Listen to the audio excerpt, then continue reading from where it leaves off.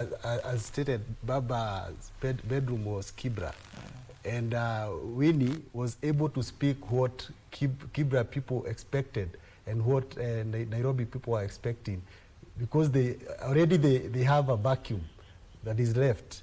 So that vacuum, it seems that Winnie is feeling it well, and she's able to connect with the people, and she's able to speak the issues that Baba used to speak, and so she's easily connecting the ground. Yeah. And Daktari, should we call this an open defiance? Because you listened to her speech very clearly, and she challenged not only the leadership, but the structures, even saying the current leadership has foregone the key tenets of the ODM party. Yes, we may say that, but I think there are two things we need to understand. One is the concept of Winnie's aim. What is it that Winnie is looking for? And what does she want to ride on to become relevant in the absence of her father? And what is going on is that Baba has risen from Kibra into the national limelight. And Baba was being held at the national helm. He didn't require to have a base. And the fact that now Winnie will not going to hold that ground, the ground of the bigger perspective of nationalism, where she goes up and say, I want certain position at national level. Winnie, I think, is trying to define her role within the political system and trying to localize herself. And the only option she thinks is available because of the other heavyweights in Nyanza is Kibra, where there are cosmopolitans, where there are people with divergent views in terms of leadership, where the youth who have come from rural homes looking for jobs within the city are dwelling in. And therefore, she strongly feels that if she captures that ground, she's able to ride on her political drive. And most likely, Winnie is not about the ODM party. Winnie is trying to significantly point one thing, that she has a presence in Kibra, and therefore she should be given an opportunity to start her game from that particular point. That's one. Secondly, the interest of the bigger picture of ODM leadership is not actually to look for a member of parliament position in certain locality. And therefore, the fact that these are young people and the leaders are not trying to give them priorities, they are not, focus is not on them.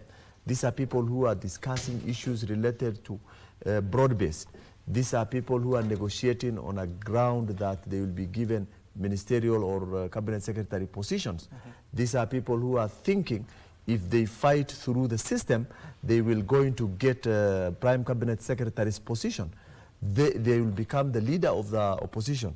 These are the level of engagement from the perspective of people who are holding the leadership of ODM at the moment. These young thugs have different priority. Of course, Winnie will not go and be given to become a leader of a political party. She will not become a cabinet secretary, or she may not become a prime cabinet secretary. Positions that negotiations are always within the government and those who wants to collaborate with the government. And therefore, my concept and thinking is that Winnie has only one goal. She's looking for a ground to stabilize her political path or career, and she thinks Nyanza is not the best option. Kibra could be the best one where young people can listen to her, and that's why I think they look or appear to be defiant of the political party that their father has been leading. And Oscar, while she went there with Raila Odinga Jr., the first thing she did, she apologized. She said, I am sorry, I took a little bit longer to come here, but now I am here. And she called for an NDC. Will an NDC cure whatever is happening within the Orange Democratic Movement? Before you go to an NDC, just maybe from whatever these guys are discussing, you know, the death of Raila Odinga creates a political vacuum. And the people of ODM and Baba's bedroom, as Alengas talks about it, are looking for leadership, and leadership fears vacuum. whatever happened in Kibra over the weekend, two events. Oburu Odinga goes there on, the party leader, the substantive party leader of ODM goes there on a Wednesday, then Winnie goes there on Saturday, on Sunday. But again, in that meeting where Dr. Oburu is, there are individuals are calling for that person who is coming to discuss about two-term here on Sunday is not welcomed. But Winnie defies and says, I will be able to go there and discuss issues. You know very well that Raila Odinga's constituency, which wants to be inherited. Probably some people don't know what was Raila Odinga's constituency. Raila Odinga's constituency was the urban poor and the youth. That is the constituency that held Raila tight, the urban poor and the youth. And that is where Kibera comes from, which brought pressure from any establishment when Raila Odinga was reigning as the doyen of opposition politics. The pressure was coming always from Kibra in 2007 and all this. The pressure was coming from them and naturally the youth. Now, what we are witnessing today, there's a generational shift. And you remember, Raila Odinga, anytime he had his politics, he used to come with concepts. I think after the election and going to court in 2013, when Justice Mutunga declares that Uhuru Kenyatta has won the election, Raila Odinga comes to the concept and says that democracy on trial. After that, he comes to another concept, and we have handshake that Raila had, and blah, blah, blah. You know, by the time Raila Odinga, there's a Gen Z struggle, the Gen Z, after he came up with the idea of NADCO, then there was a Gen Z push, again, push towards the center of power from the generation. And then he comes and says, we are going for dialogue. But it didn't work for him. Yes, and that sometimes he tried to push off broad-based government because it didn't really augur well with his constituency, the youth. And now, after that, Raila says that for us to solve the mess, we have to come up with something called the conclave. The conclave. The conclave was trying to address that we need to deal with the clash of generations. That the young people and the old people, there's a bit of clash of generations, and we need to deal with it. I think President William Ruto has even tried to deal with the clash of generations. And now ODM is now expressing the serious clash of generations. So Winnie again says in that meeting that I want to also express greetings from my friend Babu Owino and Sifuna. That is the generational clash, because the other team has, you know, when Raila dies, you appoint Oburu as the new party leader, who is even older than Raila. Now, again, it widens the problem of that clash of generation that I'm talking about. So there is a clash of generation, and it's not even Kenya alone, even in the US and blah, blah, blah. Because when people reach adulthood at this particular time, whatever they experience, the precariousness of work, things that are not working, there are no jobs and what have you, people have issues. It is different from when the older generation got into adulthood. By that time you go to adulthood, there's an internship, you're called by an uncle, there's a job here, there's a job there. But now, even in that meeting, there's a youth that is calling that sina kazi, there's lack of employment that she needs to address. And now the way she's talking about it, and she's hitting it hard, expresses that she's trying to be part and parcel of these guys. But you see, the other side, when Dr. Buru goes there, what was his messaging? The messaging of Dr. Buru and the other team is a monotonous messaging that talks about we are in broad-based, and the broad-based is going to offer you solutions to the problems that you have. And no, they've been these are young people who've been in that broad base for the last 2 years, but their demand for change is constant, that we are always just going through the same things, and Winnie tries to bring a fresh point to it, and the youth were there, and even in terms of population, I think Winnie's event managed to pull a bigger crowd than the previous one. I think before I forget, Abdiaziz, I just wanted to add a point here. Actually, I don't think if Winnie and the youth, Babu Owino and the rest of the guys, are likely to create job for the young people. These are people who are looking for space in the political field. And Oburu just clearly said that the only way to generate or create jobs is through broad-based. Broad-based means you are engaging the government. These are the people who can create jobs, not the young political leaders who are looking for space. So I think the point is that these young men are looking for political mileage. They want to be associated with the young people so that they become relevant and they become something in the society. So I think it's not that when a young person shouts from the crowd and say, I have no job, that Winnie or any other young politician is likely to address the issue. Mind, I see you're itching. You can respond to that as well. As you respond, she said something very critical. Need time ya vijana. Because we'll only be saying the youth will take up the reins. When will they take up that rein? Yeah, ni time ya vijana. Yeah, we are not leaders of tomorrow. We are leaders of today because we have a longer future and the old people have a shorter future than us. That is when all other factors remain constant. So what we are saying is that we are supposed to take that mantle of leadership so that we can be able to solve the problems that are hurting us each and every day, the economic problems that brother was speaking about, the unemployment menace that is there all over the country. So we need to find solutions to these problems by adopting innovative ways that will curb unemployment and we bring jobs to the young people. Because as we experienced from the Gen Z revolution that happened in June, last June, it clearly shows that there is a time bomb in the country. That if we don't find those mechanisms and if we don't find ways of bringing these youths on board, like Baba was saying, the intergenerational conclave, because youth's problems are peculiar. They have their peculiar problems, and they don't have problems that like the other generation. So we need to have those investment in agriculture, digital skills, so that we can curb the unemployment menace that is there in the country. Yeah. I will let you respond, Oscar. Alenga, she said something very, very, very peculiar. She said you cannot copy-paste Baba. Is that what ODM has done right now? Absolutely, absolutely. And here is the anchorage of that statement. You are copy-pasting Baba in terms of making deals. How did Baba make his deals? Baba did not make his deals by being selfish and seeking personal gain like everybody else is doing in the last few days after his demise. So you cannot copy-paste Baba in terms of how he negotiated and how he cut his deals. Number two, you cannot copy-paste Baba in how he spoke to the issues that are affecting every Kenyan on the street, how he fought for social justice, how he fought for fairness in the communities. You cannot copy-paste Baba in that manner.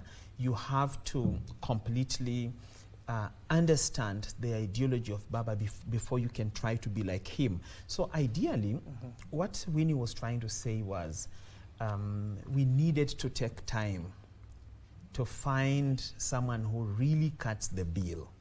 We didn't just have to pick and place. Winnie was trying to say we have a square peg in a round hole. We have people who are at the helm of the party that do not understand what it is what vision that Raila had. So these people are just trying to, speak like Baba said. They would go to rallies and say, Vijana oye, try to throw words like Baba used, but clearly they do not understand his struggle. Therefore, they cannot understand his vision. So I think Winnie, therefore, tries to tell the people that were listening to her that this is now a moment to repair the house. This is a moment to restructure everything. This is a moment to accept that Baba is gone and we can no longer live in his shadow. We can no longer hang on his coat. It's not there anymore. So let's figure out, let's fix this, let's find a new beginning. And then she's now posing a metaphorical question of who is fit enough to spur this new moment, to bring this new change. And then she looks at her generation and thinks, we are the people that are fit to sit in this space now because we understand the current situations that the Kenyan people are going through, the young people of this nation are going through, and we can relate with their issues. Issues about unemployment. Winnie and Sifuna and Babu may not fix unemployment, but we know how the question of unemployment has been distributed to Kenyans. It's because there is a generation that sits at the table where that employment is discussed. And that generation always looks at its own, and they forget there is a generation behind them and another one and another that requires equal distribution of the resources of this country, that requires equal access to opportunities.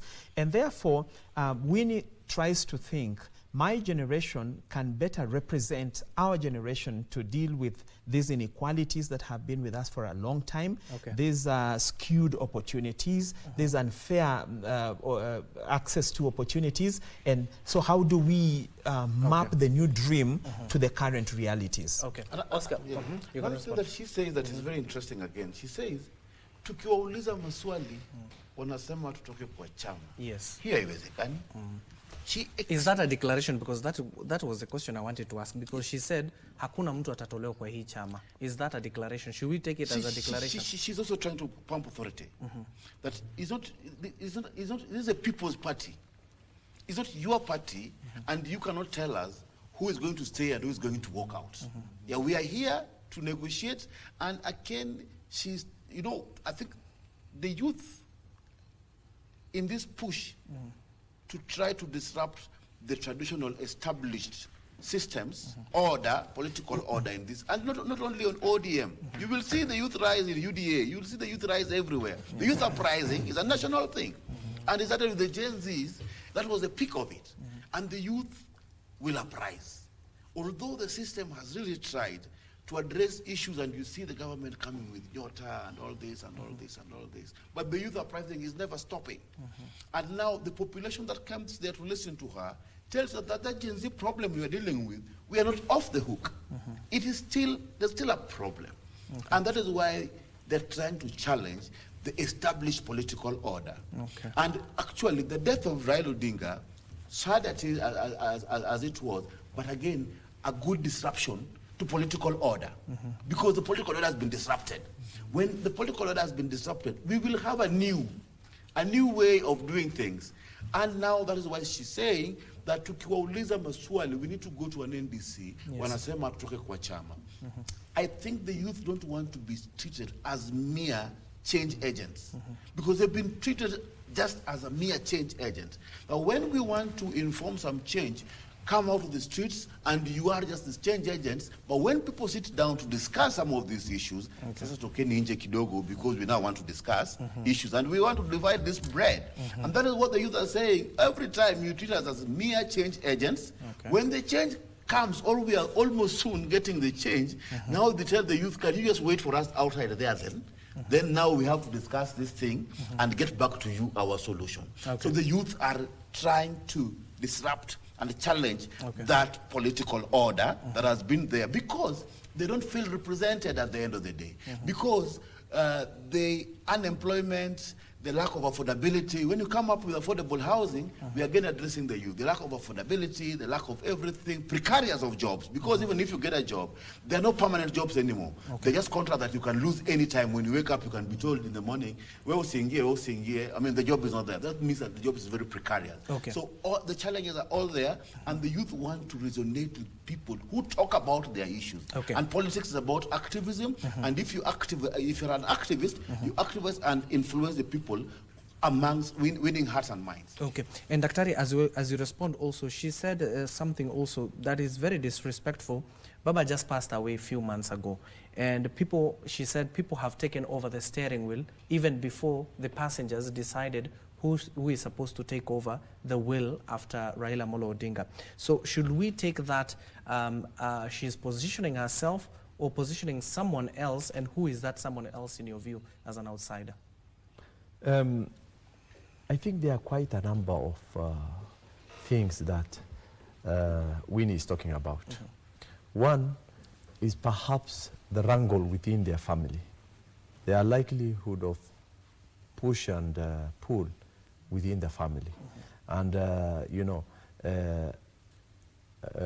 probably the relationship she may have had with Oburu before, or even after the death of her father, also might be things that are infiltrating outside here, and we are trying to see things peeling over into even the political games, number one. Number two, I think the organ of ODM, the key decision-making organ of ODM is not trying to place them somewhere.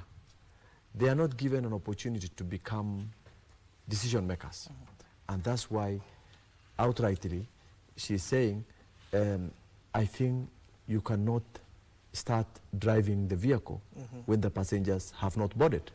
And meaning then, she tend to think that now it is time for them to have something negotiated with their partners or with other team, because just remember, before the passing on of Raila Odinga, Winnie was in Yala, meaning she was not actually in ODM completely. Yes. So with the passing on of her father is when she emerged as one of the persons who should be making decisions within the organs of her father's political party. I saw some politicians saying, responding to actually some of the things, saying that this political party, ODM, is not for Nyanza. It's not for Luo Nyanza. It is across the country. But I disagree with them, because ideally, political parties have, all Kenyan political parties have origin. They have homes. And the home of ODM has remained constantly for many years in Nyanza. The expansion to other areas was because of the publicity of the party leader, who extended his will to other regions. That has given him a strength to have candidates everywhere. And again, as I earlier mentioned when we were discussing about Baba's legacy, is because Baba used to deliver.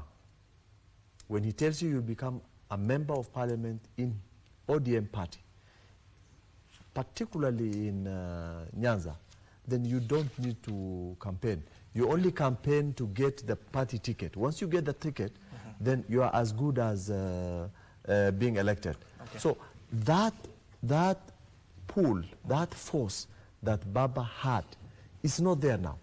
Everybody feel unsafe, and it's not a surety if that you are given an ODM ticket that you're going to win a political party's office or a political positions in the county, including in the country, including Nyanza.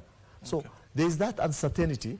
So I think Winnie has a point there, in that if they don't want to accept them as part of the decision making within the political party, then they can still move on. And meaning then it's a threat that gives someone a feeling that if these guys move away, then we are likely to lose grounds in you know, and unity among the political among the ODM members. But again, let's not forget one thing finally. And I think one thing we should not forget is that like any political party, if the party leader goes, that party is prone to collapse. And we are seeing at the end of the tunnel that ODM is likely to weaken as we get closer to 2027 election. But Maina, should that be the case? ODM has millions and millions of supporters across the country. Should we say now that the party leader, unfortunately, has gone, now that the party will crumble? No, that is not supposed to be the case, because ODM is structured and it has a constitution, so that the party can gain confidence from the people. It's supposed to pass any kind of policy using the structured positions that they have put in place in the party. So the ODM has an ideal, and it is a socio-democratic party. Its major concern is the people. So ODM party carries the heart of the people, the struggles that the people are going through, and that's why even Winnie made a statement. She made a statement that the party that was born from sweat and blood, so issues of such a party can't be able to be discussed in boardrooms. So it's supposed to be taken to the people. So there is an importance of having an NDC, so that from that NDC, deliberations are made, and leaders are elected, and party gets a position that they are supposed to follow to the latter, and so that they can be able to ratify the decisions that they made. Same question to you, Alenga. The supporters are there. Should the ODM luminaries who are currently in that particular leadership position listen to the people? And will the NDC solve whatever we're witnessing now? You know, Abdiaziz, the biggest problem with the ODM is that the party hierarchy had a very powerful man at the top, and then there wasn't. Then after the strong man at the top, everybody was equal. Everybody was primus inter pares, first among equals. So there, you didn't see, progressively, you didn't see a man or woman that looked like, in case we wake up in the morning and we do not have our party leader, this is the person that can step in. So that is what has made it difficult to move on after Raila's death, because there was no such person. All these persons that are below, are in the party right now, are equal. So none of them can claim to command the other to do something. None of them can claim to give direction in any way. And as it were right now, then there is also divisions between those who are attached to the government and they want to benefit from the strappings of power, and there are those that feel they have been left out. Actually, the point is not that there are those who want to stand with the people. That's not the point. The point is there are people that are benefiting more from this broad-based than ourselves, and we are all in the same party. Yet we are meant to support that decision of staying in the broad-based government. So those are the two conflicts. The first one is the hierarchy. The hierarchy had a problem. The second one is a few people are benefiting from this this broad-based arrangement that we have. What about some of us? You know, so there's a fraction that clearly believes ODM's entrance into the government was sold at a song. There are those who believe they are rightfully compensated to support the government. So then, where does this leave us? It leaves us at a point where clearly ODM may not stand so strong to overcome this wind, because the two factions are so loud in their different positions. And what then happens to maybe maybe take advantage of this situation and cool things down and still maintain a bigger party that has been there for many years.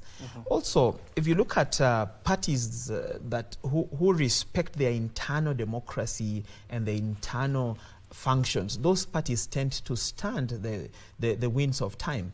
Look at ANC in South Africa. They have had very many changes after Nelson Mandela left. There was no moment where you really felt like because Nelson Mandela is not there, things are not going right. Even when they had a leader that they felt that we do not like this one, like the case of Thabo Mbeki, they had to invoke certain, you know, legal issues of the party and made that change. When they had Zuma, they, you know, progressively they have been able to make that change. Lastly, I think the ODM fraternity, the politicians that Raila left behind are not grounded in the Pan-African point of view that Raila had.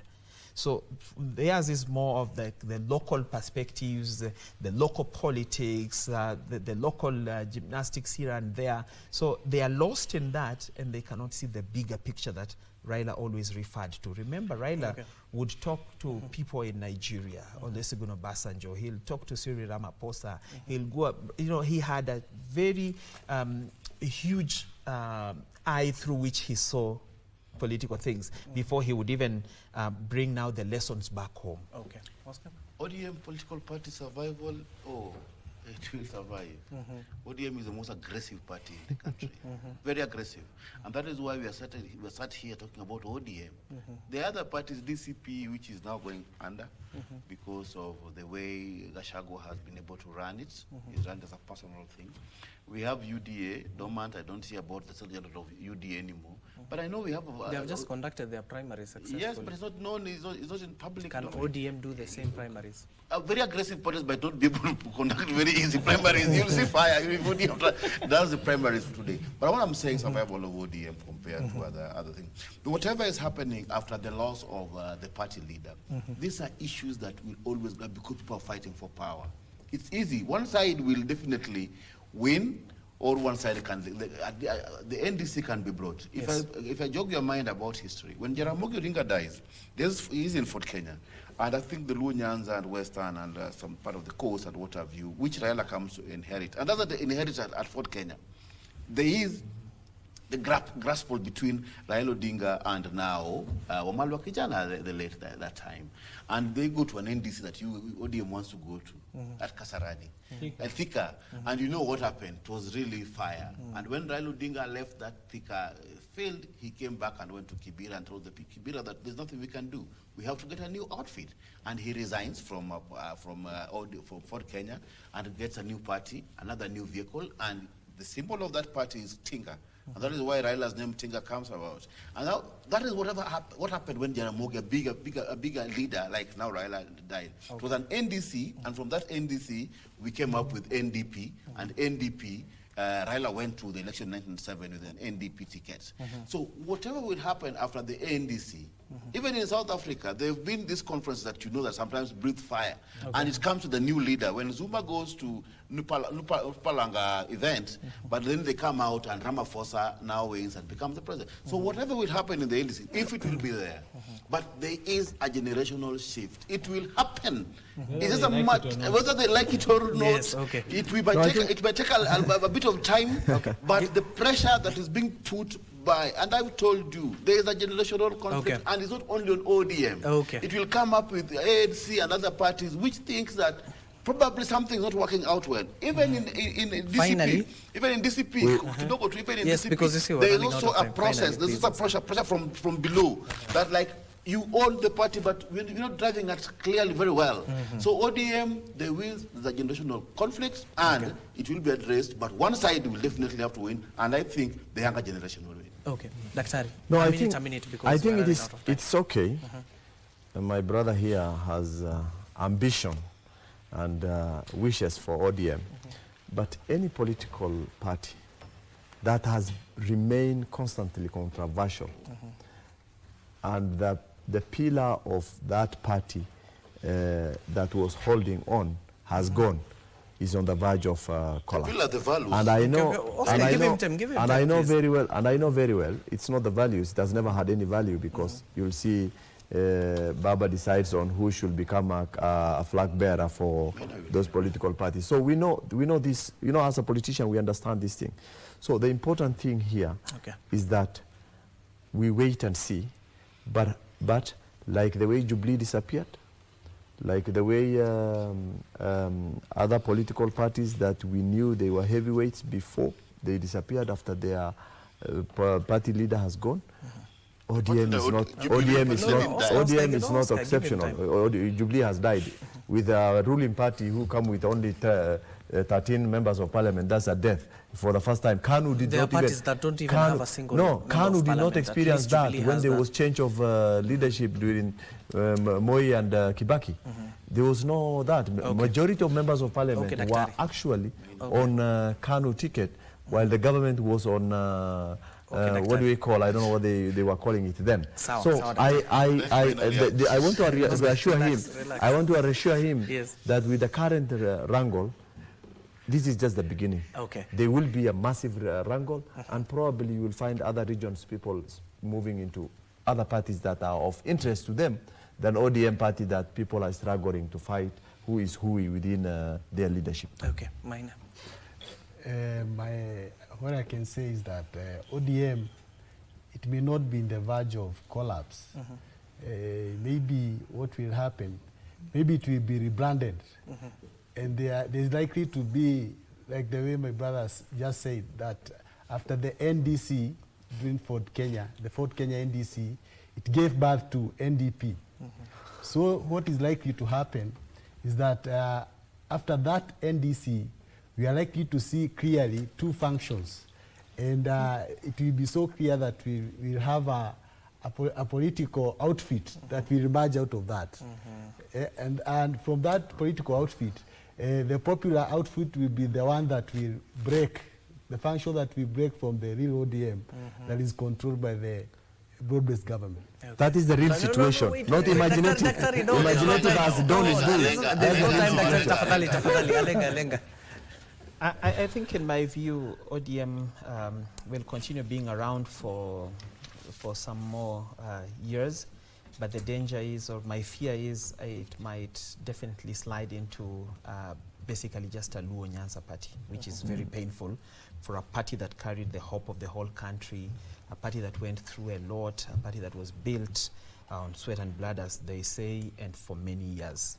Okay. Thank you so much, gentlemen. It has been short but informative. Thank you for your time. It has been exactly 45 minutes. Thank you. Containing 4 people. And of course, you can see how lively they are, especially when it comes to matters of politics.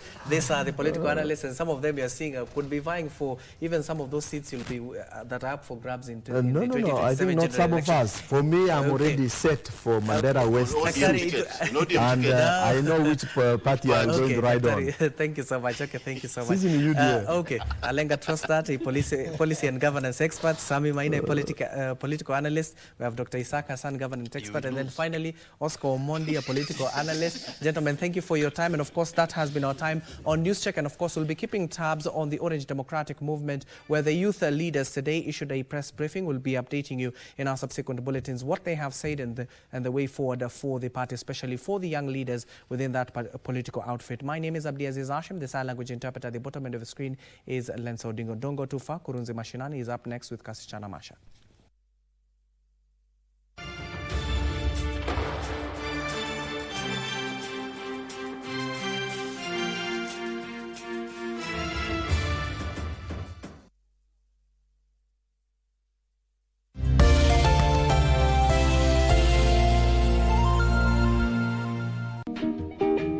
Kuna upayakani mtu akikwambia hiyo picha ni mzuri.